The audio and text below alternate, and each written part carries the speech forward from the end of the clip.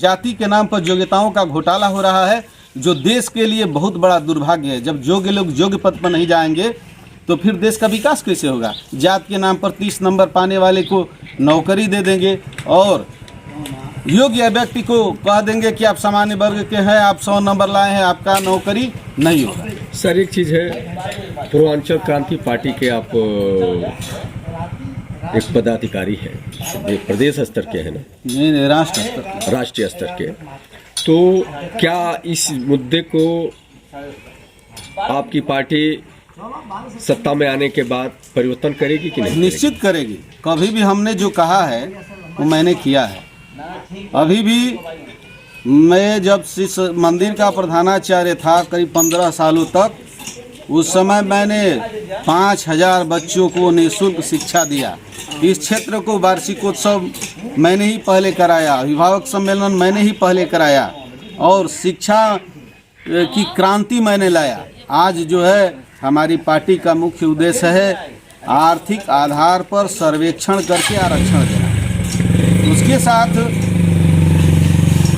योग्यताओं में हो रही अनदेखी, जात के नाम पर नियुक्तियां और योग्य व्यक्तियों को दरकिरार करना, इसका हम सख्त विरोध करते हैं। तीसरी बात है, हमारे क्षेत्र में यही रिगवन में हॉस्पिटल है जिसमें 35 बेड का हॉस्पिटल है जो सड़ रहा है आज डॉक्टरों के बिना। आज इस तरह के जो विकास संबंधित बाधाएं हैं, जो सरकार का ध्यान नहीं है, हम सत्ता में आएंगे तो कोई ऐसा हॉस्पिटल नहीं रहेगा जिसमें डॉक्टर नहीं रहेंगे। आज इतने बड़े हॉस्पिटल में इतना पैसा इन्वेस्ट हुआ और उसके बाद वो गिर रहा है, यह कितनी बड़ी दुर्भाग्य की बात है। किस मुद्दे पर आप चुनाव लड़ेंगे 2024 में? हमारा चुनाव विकास के मुद्दे पर होगा। मैंने जातवाद के मुद्दे को कभी न प्रश्रय दिया है न देंगे, क्योंकि गरीबी कोई जात देकर नहीं आती है। आज गठबंधन एक बना हुआ है, क्या गठबंधन के साथ रहेंगे कि अलग रहेंगे? ऐसा है कि गठबंधन अगर हमारे विचारों के साथ होगा तो हम गठबंधन के साथ रहेंगे, नहीं तो क्रांति तो हो, हमारी पार्टी का नाम है ये है। वर्तमान सरकार के बारे में क्या कहेंगे? वर्तमान सरकार कुछ पहलुओं पर ठीक चल रही है, ऐसा नहीं है, लेकिन कुछ मुद्दे ऐसे हैं जैसे सड़क की मुद्दा है, चिकित्सा की मुद्दा है, इन मुद्दों पर उनको सुधार लाना चाहिए और जातिगत आरक्षण पर इनको कुछ हट करके कार्य करना चाहिए। जातिगत आरक्षण को समाप्त करना चाहिए, जो ये पार्टी नहीं कर रही है, ये सरकार नहीं कर रही है। अगर सलेमपुर की जनता के लिए क्या रहेगा? पहली प्राथमिकता होगी कि हमारे यहाँ शिक्षा, चिकित्सा, सुरक्षा की भरपूर व्यवस्था कराएंगे, विकास कराएंगे, हर वर्ग के युवाओं को नौकरी दिलवाएंगे।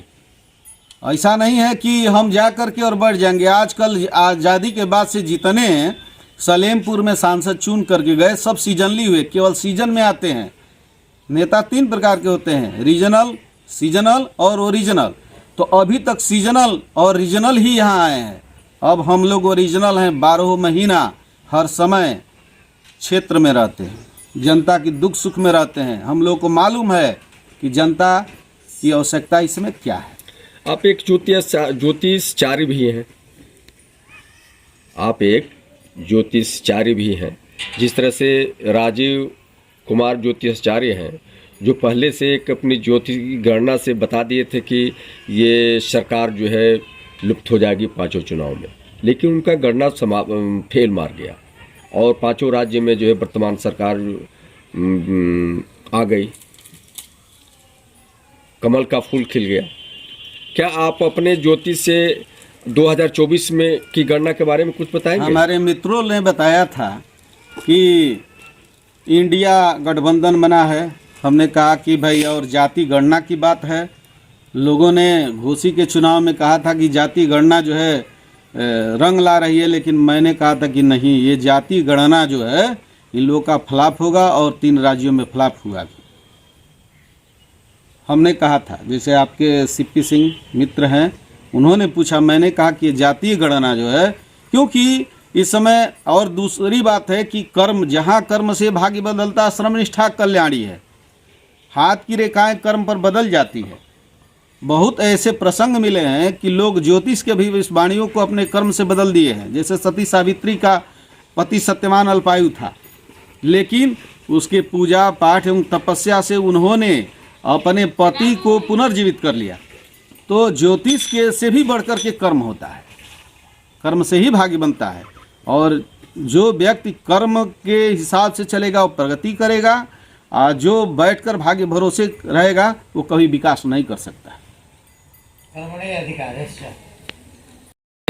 बलिया में मैंने समर्थन किया भारतीय जनता पार्टी को, और 2 सीटों पर मैंने दौड़ा भी किया, बांसडी विधानसभा और बलिया विधानसभा, और दोनों विधानसभा सीट हमारे बदौलत जो है भारतीय जनता पार्टी को जीत हुई।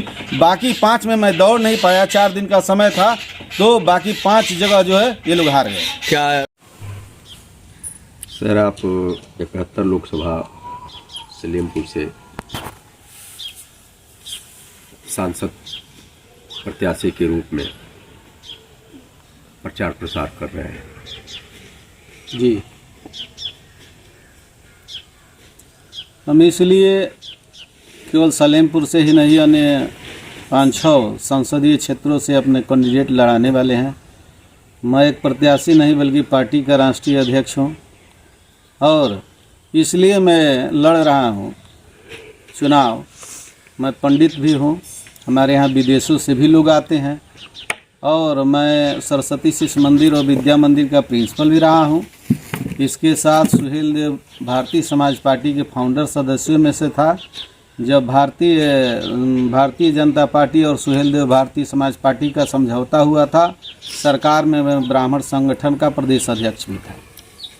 और रह गई बात, हम आज देख रहे हैं कि हमारे यहाँ विकास, हमसे बाद में आज़ाद हुए देश बहुत विकास कर गए, लेकिन हमारा देश जातिगत मुद्दों पर उलझा हुआ है।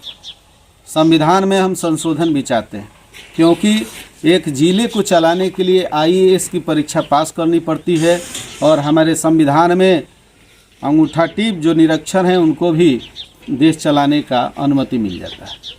जबकि कहा जाता है कि शिक्षा विकास की जननी है। जब तक जननी विकास की नहीं रहेगी तो विकास का पुत्र पैदा कैसे होगा। इसलिए यही कारण है कि आज उत्तर प्रदेश में शिक्षा का स्तर भी गिरा हुआ है। आज तक जितने शिक्षा मंत्री हुए, वर्तमान शिक्षा मंत्री तो कुछ कर रहे हैं, इसके पहले जितना शिक्षा मंत्री हुए सब अनुभवहीन हुए, क्योंकि उनको शिक्षा के विषय में जानकारी नहीं थी। कारण ये है कि 1980 का IAS का पेपर ले लीजिए और आज सुपर टेट का पेपर ले लीजिए, लमसम मिलता जुलता मिलेगा। इतना योग्य अध्यापक होते हुए और इतनी व्यवस्थाएं विद्यालयों में होते हुए, न वो विद्यालय में लड़का अपना अध्यापक पढ़ाता है, न वो मंत्री पढ़ाता है, न कोई गजटेड ऑफिसर पढ़ाता है। आखिर वजह क्या है? सब योग्य हैं, सब व्यवस्थाएं हैं। इसका मतलब कि जो नेतृत्व करने वाला है आज तक सही नेतृत्व कर नहीं पाया। हमारे देश के विकास में अहम भूमिका जो है शिक्षा की है। चाहे किसी भी विश्व के विकास में अहम भूमिका शिक्षा की है। जहाँ शिक्षा होगी वहीं विकास होगा। अब हमारे पार्लियामेंट में बिना शिक्षा के लोग जब चले जाएंगे तो फिर देश का विकास कैसा संभव होगा। अब रह गई बात, कोई कहता है कि जातीय गणना करा लीजिए, कोई कहता है कि जातिगत आरक्षण बढ़ा दीजिए। इससे देश का विकास होने वाला नहीं है। क्यों?